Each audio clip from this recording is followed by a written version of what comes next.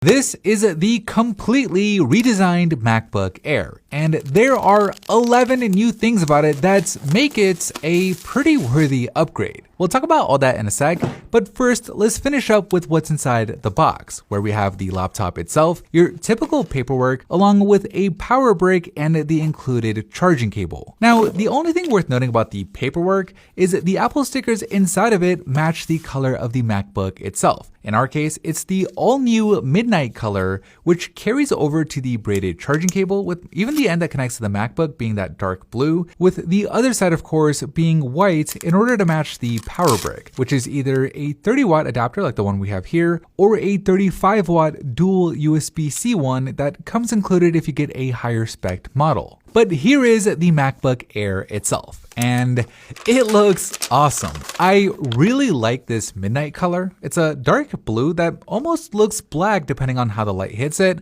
and I don't know, it's just nice to see a MacBook in a color other than the typical gray, silver, or gold. Alright, so beyond the new color, the MacBook Air now has a flat design instead of the tapered one that we had before, which I like. I think it makes it look more modern and brings it in line with the rest of Apple's products. On the side, we have a MagSafe charging port now, which not only has the advantage of being safer from accidental tugs, and it also has fast charging at up to 67 watts with an optional charger, but by having MagSafe, it means that those two USB-C ports are free while you're charging, where before it meant you only had one free port for other things. On the other side of the MacBook Air, we still have an audio jack, but it's now been upgraded to support high impedance headphones. And then opening the lid, the next big change we have is the screen, with it now being bigger thanks to having thinner bezels and a notch that goes around the camera, which again just makes it look more modern. And speaking of the camera, it's now 1080p for sharper FaceTime and video calls. Now, in terms of the display itself, it's 25% brighter than before, which is going to make it a lot easier to see things if you ever use it outdoors or under direct lights. And in addition to the screen, the speakers have also been improved.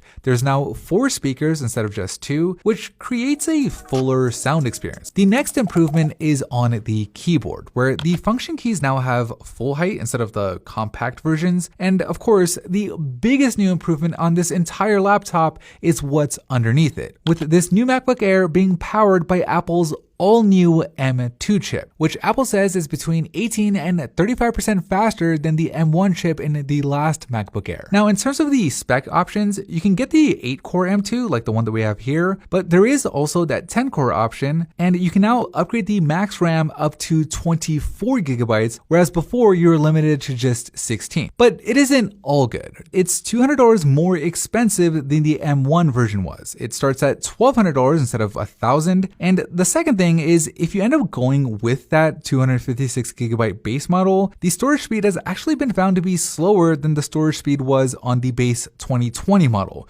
But overall, I really like it. For anybody who doesn't need all the extra features that you get with the MacBook Pro, and for anybody who wants to save a ton of cash, this may just be the MacBook to get.